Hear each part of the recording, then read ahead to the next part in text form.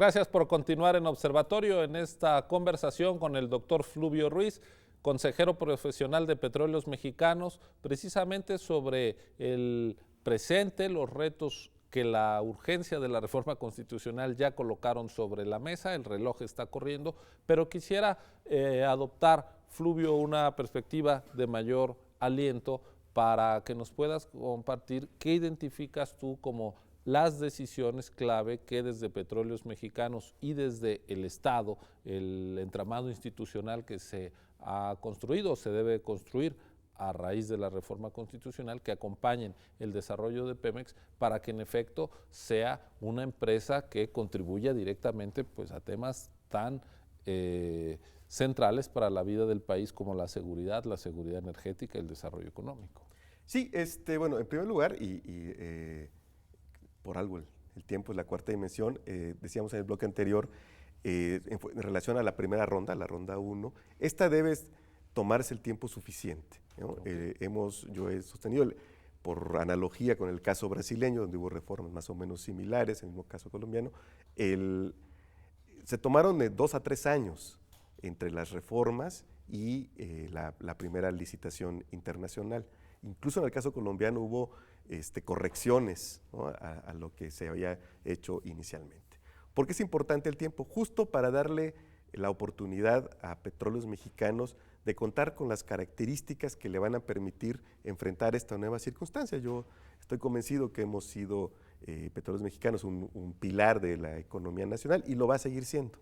Pero para eso necesita, para hacerlo de la mejor manera, una serie de condiciones. ¿Cuál es la primera? Para mí la fundamental es que en efecto se le permita convertirse en una empresa productiva, ¿no? Es decir, que no solamente sea un mote, una denominación, algo que, como he dicho por ahí, pongamos en nuestra papelería, ¿no?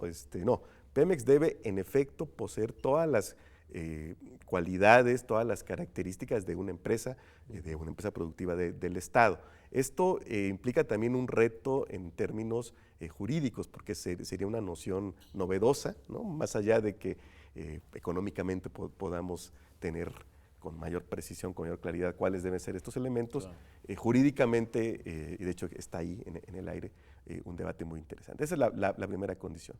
La segunda condición es que esta empresa, yo estoy convencido, sea una empresa integrada. El esquema actual de un corporativo con 4 subsidiarias está completamente rebasado, sirvió para lo que tenía que servir, dio transparencia a los costos con los que se generan los diversos, sobre todo los productos petrolíferos, pero también los mismos costos de exploración, desarrollo y producción, nos permitió conocer y quitar toda esta opacidad que la propia naturaleza de ser un sector de renta a veces propicia en otros eslabones, en otras cadenas productivas del mismo negocio. Entonces, creo que eso ya se logró.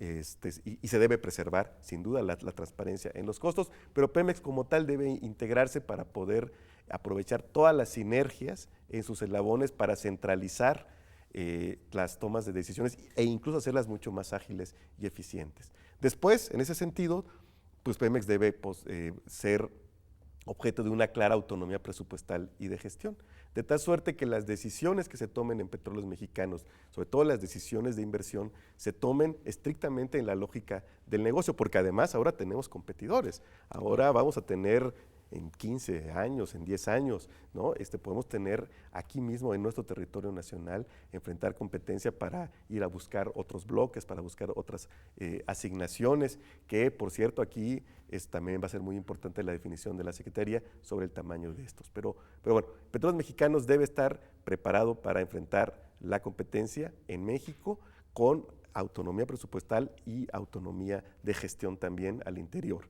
Creo que los límites que se han puesto a esta autonomía en los transitorios son los adecuados. Ahora esperemos que se cumplan, porque ha ocurrido, ¿no?, con la propia reforma de 2008, que el espíritu y la letra de la ley de Pemex ampliaban los márgenes de autonomía de nuestra paraestatal. Sin embargo, en un reglamento de la Ley Federal de Presupuesto y Responsabilidad Hacendaria, que por supuesto es responsabilidad directa y única de la Secretaría de Hacienda, pues ese grado de autonomía quedó prácticamente eliminado. Entonces, parece ser un asunto clave, porque claro, es bien sabido que la tercera parte prácticamente del gasto público en el país se financia con recursos provenientes de Pemex. Así es. Y el hecho de que Petróleos Mexicanos pueda competir de manera exitosa contra multinacionales que no están sometidas, digamos, a una exacción fiscal tan fuerte, pues le dejaría en una condición de debilidad frente a los competidores. Al menos habría que esperar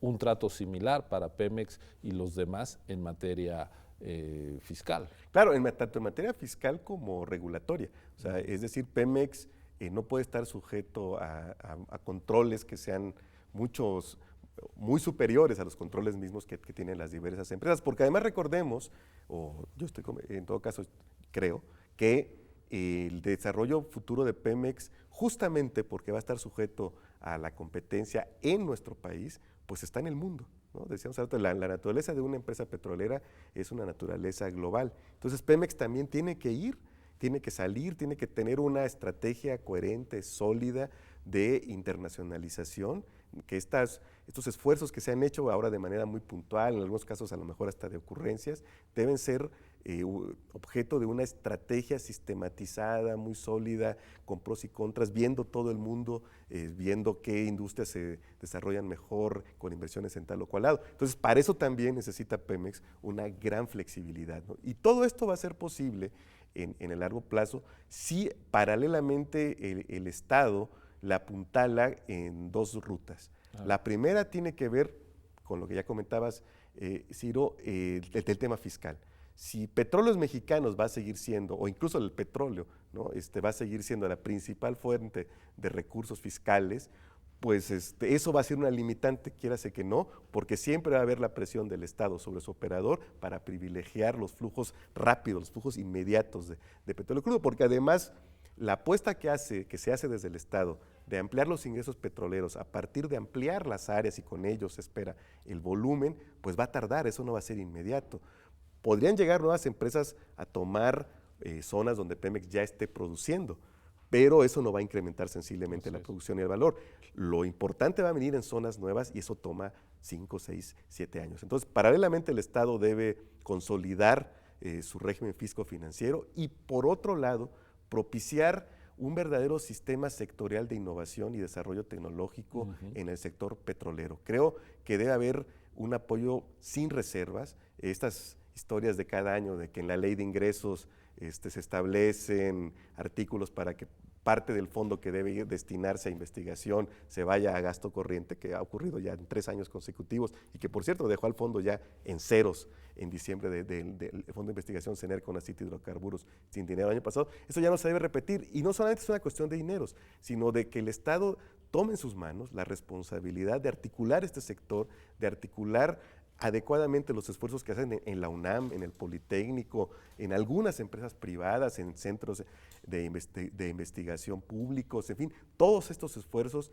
se puedan coordinar y esos esfuerzos sirvan para apuntalar las competencias tecnológicas de Petróleos Mexicanos. Creo que esos son los elementos con los que Petróleos Mexicanos, además de hacer más eficientes sus procesos de compras, más eficiente el uso de sus recursos humanos, esos elementos grandes son los que van a permitir que Petróleos Mexicanos pues siga siendo el puntal de la economía nacional, ¿no? Está la parte de desarrollo de contenido nacional, tiene que haber una verdadera política pública que propicie el desarrollo de contenido nacional y no solo en adquisiciones, en compras, sino en el surgimiento o resurgimiento de la ingeniería mexicana, claro, ¿no? Que los proveedores mexicanos no solo sean los que le proveen la papelería o el agua a Petróleos Mexicanos, sino sean también quienes poco a poco vayan proveyendo más servicios con alto contenido tecnológico. Yo creo que eso va a permitir que Petróleos Mexicanos sea, como decían mis cuadernos que yo leía hace 40 años casi,